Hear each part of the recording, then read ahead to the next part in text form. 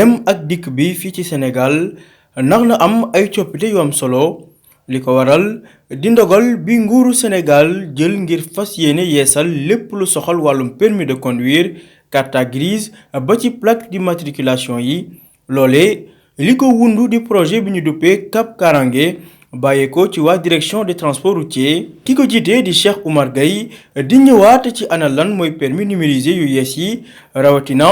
bees yi mu ëmb. Cap Karange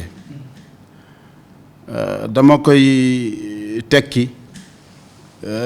araf bu nekk lu muy wundu ba pare boo xoolee see bu njëkk bi carte grise lañ ci namm A bi autorisation boo déggee autorisation nag licence bi da ciy dugg ak agrément bi benn P bu njëkk bi permis de conduire lañ ci namm P bu mujj bi plaque d'immatriculation loolu mooy cap lu tax ñu yokk ci kaaraange ñëpp xam nañu mbaxane day aar dina aar ci naaj dina aar ci yenn bu dee dawalkat la nga war a sol casque de sécurité dina la aar ci wàllum accident dina la aar daal ci wàll yu bari dina aar bopp moo taxoon mag ñi di faral di wut mbaxane di ko deg seen bopp pour mu aar leen moo tax ñu tuddee ko Cap Karange mbaxane guy aar lañ ko tuddee boo duggee nag ci biir ci projet bi da nga gis ni toll woon nañ jamono ci secteur transport maanaam ci nu ñuy joxe document transport yi nu mu bindoo muy permis muy carte grise yi muy agrément yi muy licence yi mu doon këyit mu neex a toppandoo lool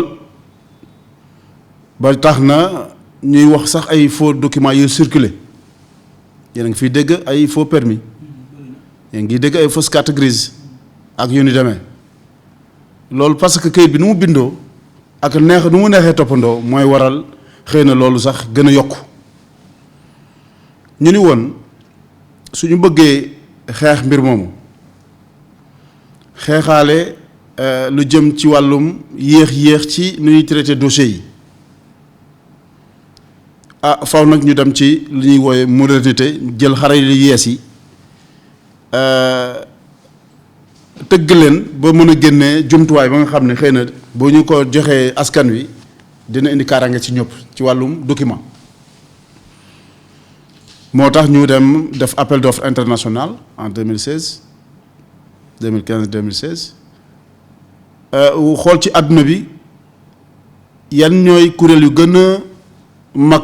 te seen xam-xam màcc ci wàllum sécurité document ñu leen na ngeen joŋante jox leen suñu dossier d'appel d'offre ak cahier de charge bi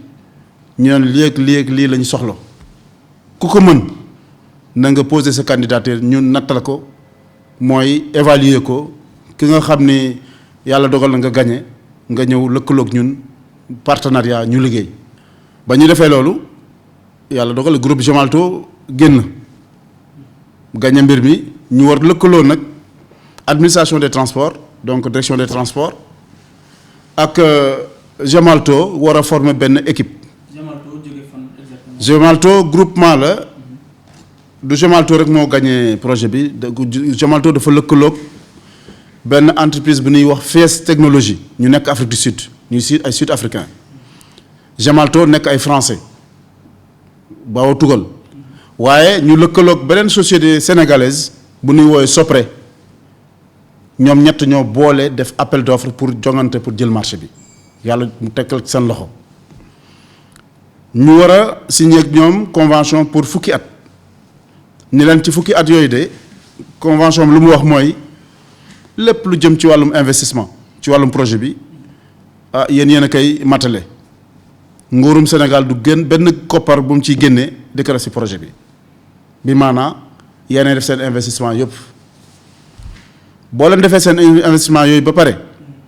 ci biir investissement yi da ngeen ciy boole tëggaat wala yeesalaat bërëbu yu ñu daan defaree permis yeeg carte grise yeeg bërëbu transport yëpp daanaka moo xam Dakar la moo xam région yi la nga yeesaat leen ba mu méngoog jamono moo méngoog modernité boobu ñuy indi moo tax tey boo demee Thiès wala nga dem Ndar wala nga dem fële ca Diourbel di nga gis ni division régionale yooyu mooy service de mines ni ko nit ñi di ooyee yeesilaat na leen ba mu yemb macha allah. boo ñëwee fii ci Ndakaaru di nga gis ni aussi état naam moo tabax direction transport bu bees yóbbu ko fële ci Hann ci budget propre am waaye concession bi tabax na benn usine ba nga xam ne foofu la ñuy defaree carte yi maanaam. xam nga li ñuy bañ ñun ñëpp ay sénégalais lañ lu ñoragul nga def ko comme ni ñu dal ci carte d'identité yi loolu la ñuy éviter mu am ci carte d'identité yi problème bi polémique bi fi am ñëpp ñun ñëpp dégg nañ ko kon nag bu ñu njëkkantee toll foo xam ne yàggagu fa mën na indi problème. yeesalaat bi ñun bañuñ ko waaye niñ defoon carte d'identité yi nga xam ne dañ koy changé ñi ñëw ñu changé ñu ko ñu bañ cee ñàkk suñ benn dërëm parce que ñoom ñoo ñu joxoon ñoo dem ba di ko changé waat ñun mënuñoo bañ ñu changé ko mais nag ñi dañu ci fayloo waat xaalis tamit nag day daal di métti ci ñun suñ demee ba di ko changé daal waroon nañoo jël seen matuwaay na ko amoon permis date sàngam ba date sàngam na nga ko indi ñu changé la ko ñun loolu moo ñu gënaloon. lépp tàmbalee ci ab appel d'offre international ngir daal di tànn entreprise yi war a amal soppite yooyu nga xam ni moo war a tax ñu jëm ci dématérialisation maanaam fexe wàññi wala bokk woyofal lépp luy wàllum ut këyit moo xam permis wala yeneen xeetu këyit yi ni mel. dématérialisation boo koy dégg dañu lëkkale administration. globalement ñi nga xam ne ñi ngi yëngatu ci wàllum këyitu transport moo xam direction des transports la moo xam police la ci wàllum infraction yi moo xam gendarmerie la toujours ci wàllum infraction moo xam justice ci wàllum accident corporel ñoo xam ñoo yéen demee moo xam douane la ci wàllum CMC oto yu duggee ak yooyu moo xam DGID la mooy impôt et domaine mooy impôt yeeg taxes yeeg droit yi ngay fay ak yooyu moo xam santé la ci wàllu groupe sanguin beeg yeneen documents yi loolu ñooñu la ñu lëkkale dématérialiser lu mat 43 procédures nga xam ne ay këyit la woon ñu naan remplir ak yooyu ñu ne remplir këyit yooyu dootul amati loolu la ñuy woowee dématérialisation boo déggee dématérialiser rek mooy këyit amatul lépp ci ay réseau la nekk ak ay fichier ak ay réseau la nekk ñu lëkkalante jëflante day yombal usager bi dootul mën a dem fu di wër fu ne pour mën a am ay këyitam donc effectivement. daf ñu yombalal dématérialisation boobu waaye yombal ñu aussi nu ñuy produire ak nu ñuy joxe carte yi. bis bu nekk ngeen gis télévision nationale wala si yeneen chaînes yi les forces de défense et sécurité muy police ak gendarmerie ñuy démanteler ay réseau ñi nga xam ne ñu ngi yor seen ordinateur seen biir kër ak seen ay bagages di defar ay permis ki ay yeneen def naa jamono yu nekk ngeen gis ko télé bi bu yàggul rek amagul weer yaakaar naa wala ñaari weer gis nañ ko bu Parcelles Assainies ñu ni donc jot na ñu sécuriser ñëpp donc wàllum sécurité d'abord boo gisee ñu mën a sécuriser loolu dafay laaj yeneen jumtuwaay su mënoon def rek carte comme carte bancaire yi wala beneen carte ba nga xam ni daanaka du aaju empreinte mooy sa lii mooy identité nit mooy empreinte digitale ñu ni foofu mu doon permis biométrique d'abord. Quand on parle de permis sécurisé wala numérisé doyul day mel ni suñu première carte d'identité yi ñu amoon ya yooyu c'était des cartes d'identité numérisées sécurité bi doyul woon après si la ñuy indiwaat carte d'identité biométrique bala nga koy seetlu mooy CEDEAO yooyu yu mujj yi passeport bi la ñu indi suñu passeport def ko passeport biométrique parce que passeport yu vert yi ni indi ko yor ya du woon biométrique passeport yu rouge yi ñu am ni nag ci passeport ordinaire mu bële ci passeport diplomatique passeport yooyu da nga gis ni c'est biométrique. loolu la ñuy gis aussi ci permis. moom la ñuy gis ci permis boobu donc mu am biométrie d'abord sécurité kenn mëntu ko falsifier kenn mënutul falsifier permis au Sénégal. jamono dafa dox ñu xam ni léegi technologie bi toll na fa nga xam ni ak demalante beeg dikkalante bi ci wàllum ay carte ki yooyu war nañu permettre tey. suñu permis boobu mu doon permis ba nga xam dafa am benn puce bu ñuy woowee puce multi applicative su ko defee lépp luy wàllum gestion infraction mooy infraction yu nekk ci code de la route bi yëpp day nekk ci piste boobu lépp luy jëm ci yeneen wàll yi ñu mën ko développer aussi ci piste bi mooy maanaam dem ëllëg sax ba mën avec ce permis di def ay paiement fay sa contravention fay sa assurance fay sa visite technique dina mën a possible après parce que yooyu yëpp prévoir nañ ko ci piste bi. loole nag chauffeurs yi ak ñenn ci transporteurs yi ñu dénk suñu micro li ñu njëkk fësal mooy ñàkk yëkk bi le projet wala bokk li ci ëpp donte sax ñu ngi rafetlu li ni mel. yaa ma ko wax peut-être maa ngi koy doog a yëg mais man jàpp naa ne lépp lu ñuy def te mu tege ci yoon man ànd naa ci man en personne bu fekkee ci yoon rek la nar a tegu man ànd naa ci amaguma ci nag renseignement yu leer. maa ngi koy dégg ci askan wi rek waaye fi mu toll nii moom amuma ci benn renseignement boo xamante ne nii mën naa sukkandiku loolu dana am wala du am. liñ bañ mooy que ne def loo xam ne kumba am ndey la ak kumba amul ndey ñun loolu la ñuy bañ maanaam ñii mën nañ seen boor ànd nañu moom ñii mënuñ seen boor ànduñoo moom. parce que fi mu toll nii jamono ji nekk na jamono joo xamante ne nii borom doole yi ñooy dimbalante waaye ñi amul doole fi mu toll nii gisatuñ seen bopp ci réew mi léegi nag suñ sañoon.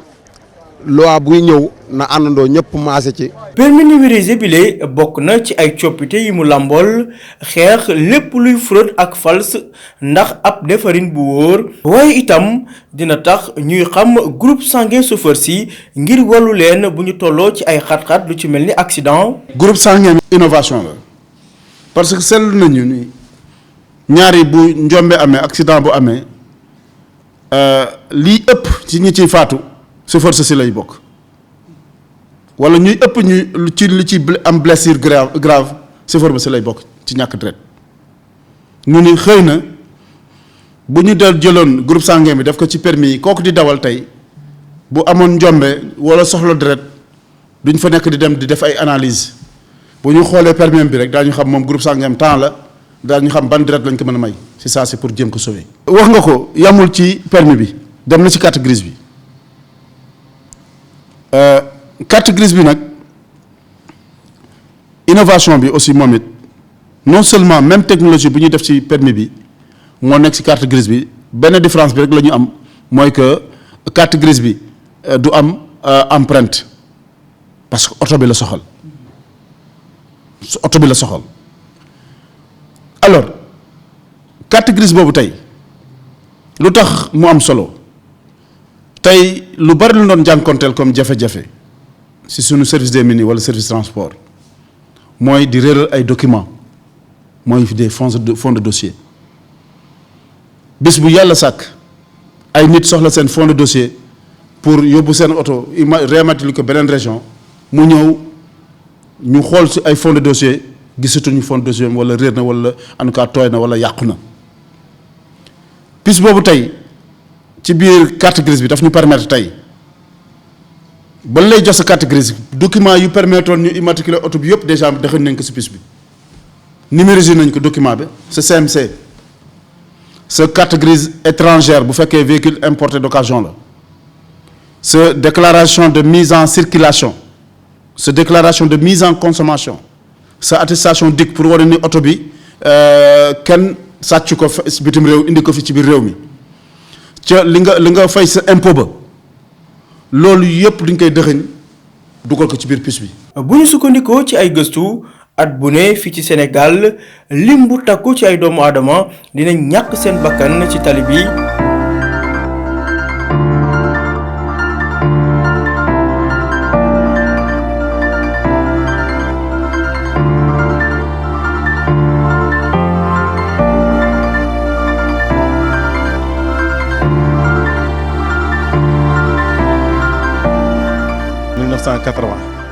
ci laa ci dugg ci laa amoon permis dugg ci di def transport dawal naa camionnette bâche dawal naa 504 mbaar 404 mbaar dawal naa 504 dawal naa minicar dawal naa 7 places 7 places nag 89 laa ko commencé dawal waaw. d'accord naa ci parce que li tax ma d'accord ci moom kaay ñu jub kun ko wax te nga bëgg a jub di nga ci d'accord man d'accord naa ci parce que xam naa ni ci lay ëpp sécurité ci oto yi false oto yi ñi doon false tamit dina fi jógee waaw man daal pour man lu baax la. secteur transport daa am yu gën a taxaw yu ñu war a mën a régler avant loolu te jéemaguñ ci dara surtout air interurbain premièrement tali yi nga xam ne ci la oto yi jaar depuis 60 ba léegi tali boobu amoon fi benn waa ngay dem Kaolack moo fi nekk ngay dem Saint-Louis benn waa ngay dem Touba benn waa te oto yi boo demee service de mine par seconde la oto yi yokk loolu lu ñu war a améliorer la avant. carte grise yi ak plaque d'immatriculation yi itam dina am ay bees loolee rek ngir wàññi lépp luy fraude ci wàllum këyiti oto yi fii ci Sénégal. immatriculation bi léegi oto bi numéro bi ñu koy jox mooy topp oto bi ba oto bi di dee lu ma bëgg wax foofu ci benn numéro lu ma bëgg wax foofu tey bi maanaam nga jënd sa oto yow ñu defal la benn numéro 1947 AA par exemple. tey boo ma jaayoon oto bi ma war ko yóbbu Ziguinchor tey si nu muy demee ma war ko muté ji Ziguinchor pour ndax dëkk Ziguinchor laa dëkk 1947 AA boobu nga ma jaayoon su ma ko yóbboo Ziguinchor dafay changé nekk ZG ak topp série Ziguinchor ba ñu ni déedéet loolu amatul naa la wax lii am lan la sa 1947 AA boobu nga amoon. mën nga fekk dem Dakar fekk fi 1947 AA en DK dem Thiès fekk fi 1947 AA en TH dem Saint-Louis fekk fi 1947 AA en SL ñu ni léegi amatul 1947 AA boobu benn rek lay doon benn oto rek kay moom tey boo ma jaayee oto bi au lieu que 1947 AA du changer. bu fekkee dem ko bëgg a yóbbu Ziguinchor DK bi mooy changé nekk ZG mais numéro ba du soppeeku mu doon innovation bu rëy beneen bi mooy numéro yi ñu ngi koy joxee fii Dakar de façon automatique ak de façon centralisée numéro plaque d'immatriculation numéro 1 Dakar mën na ko laaj si saa si Saint-Louis laaj de numéro 2. numéro 3 nga fekk fa Ziguinchor 4 nga ñëw fekkaat ka Dakar donc série nationale la série nationale boobu donc unique lay doon aussi te système bi ñu teg bi pour rématriculation bi mën nañ dem ba 100 ans duñu changé waat série ak série numérotation lu ñu koy doxalee. plaque yi dañuy wax ni dañuy soppi carte yi waaye boo soppee carte yi nga da nga lutter contre la fraude. te nga bàyyi plaque yi ni mu mel ak organisation bi fi nekk ku mu neex indi plaque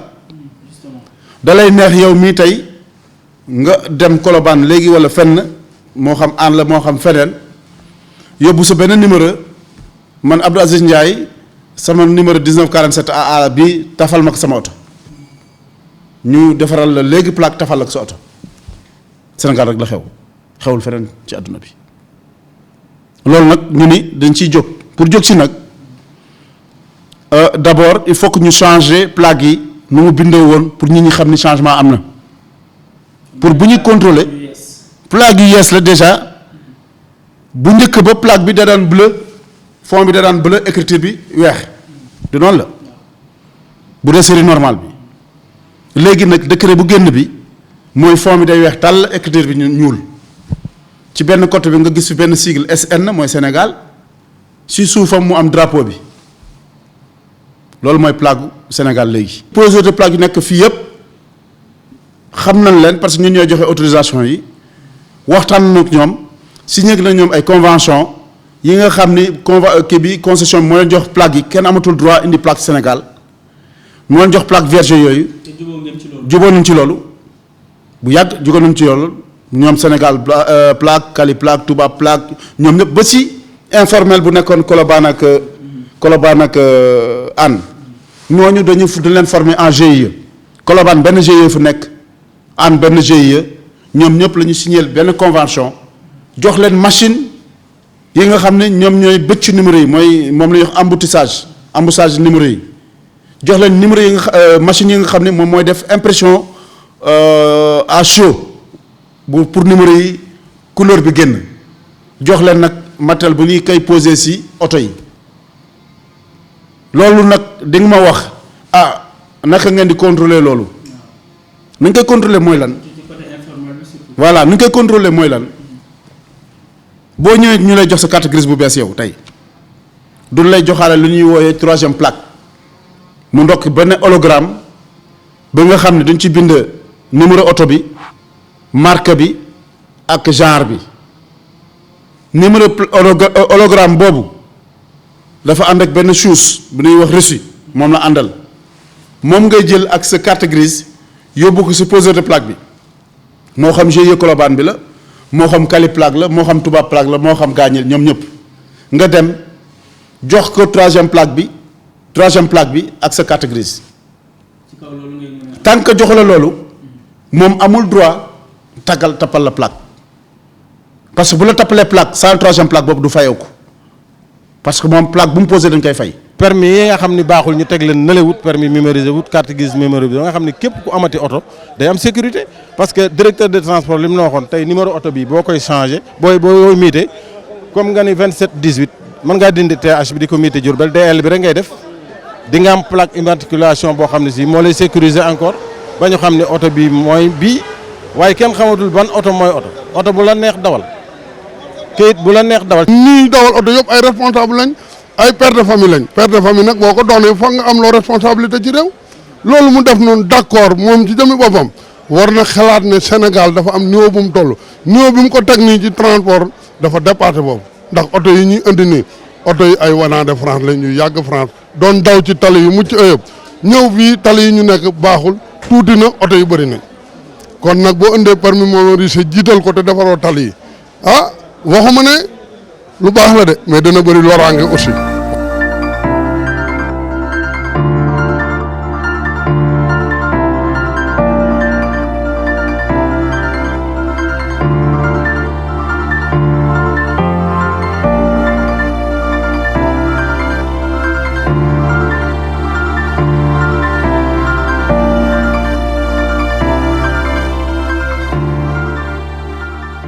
permis numérisé bi lee méngoo lool ak carte d'identité biométrique yu CEDEAO yi naam bëri na ay coppite yu mu àndal dara jotalewu ko ak permis à point loolee le directeur des transports routiers leeral jëmale ko ci mbokku automobiliste yi. sur le plan national ma def tournée nationale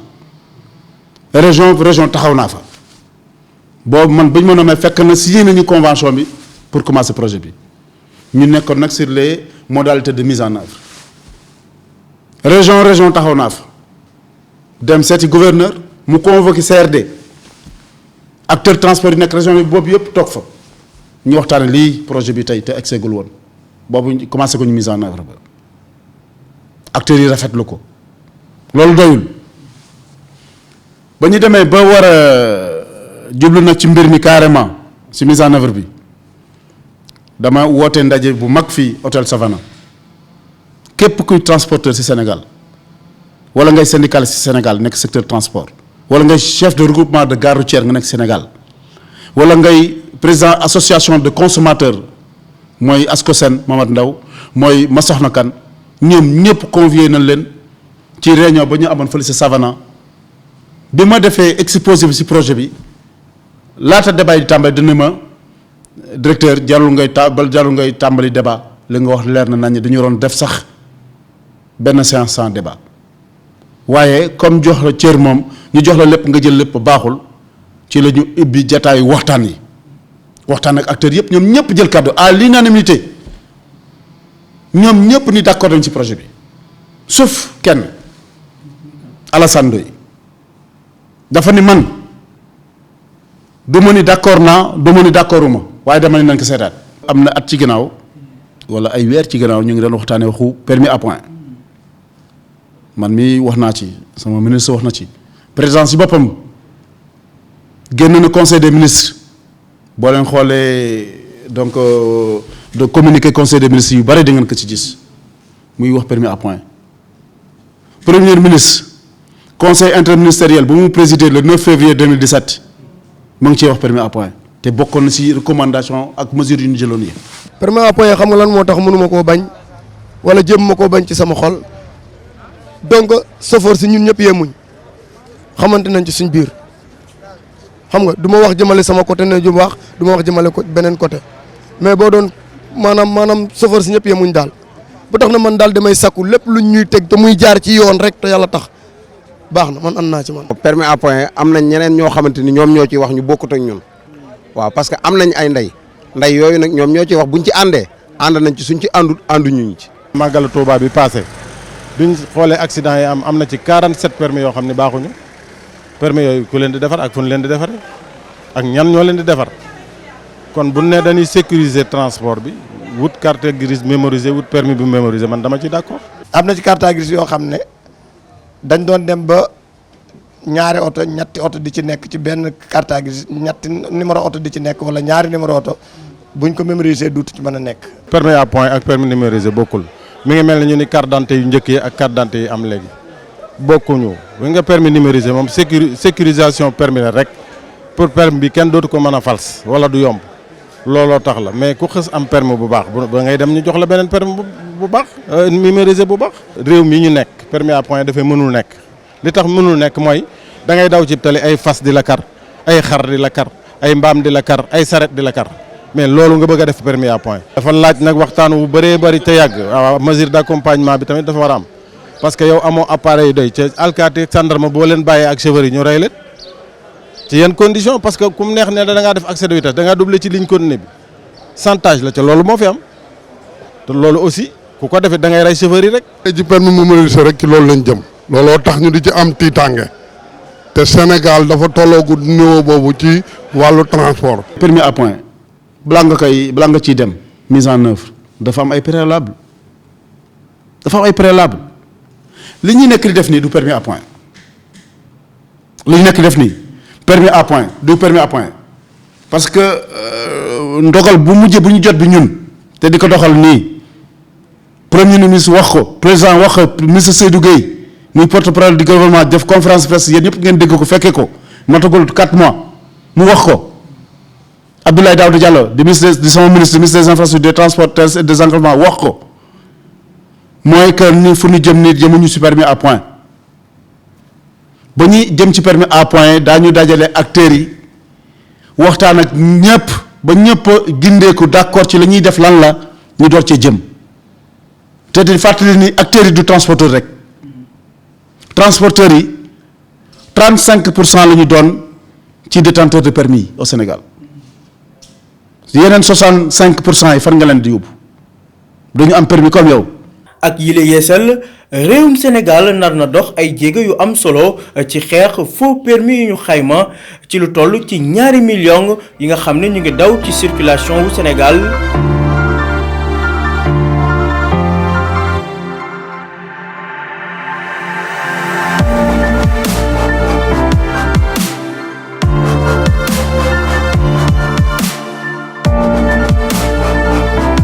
bu dee si yow si am nga permis de conduire en cours de validité bi maanaam buy wéy ba léegi du aajo ngay def certificat médical mooy médical doo ko indi du aajo ngay fay 10 000 pour timbre 10 000 pour timbre la wax du ko aajo du aajo ngay indi certificat de résidence sauf si da nga bëgg a changer de résidence loolu la laaj rek mooy nga indi ancien permis bi photocopie bi ak original bi nga indi sa carte d'identité nationale photocopie bi ak original bi nga indi sa groupe sanguin benn këyit buy attester sa groupe sanguin parce que dañ ko ci war def ak 10 000 francs pour carte bi maintenant bu fekkee nag sa permis dafa jeex tamit te du aajuwul ñuy soppi ñuy changer permis bi maanaam prolongation rek ci waroon def mën permis bi feesul ba mën ci bind bu boobaa tamit doo fay timbre médical rek ngay indi ku sa permis jeex da ngay indi médical mooy yokk ci yi ma wax léegi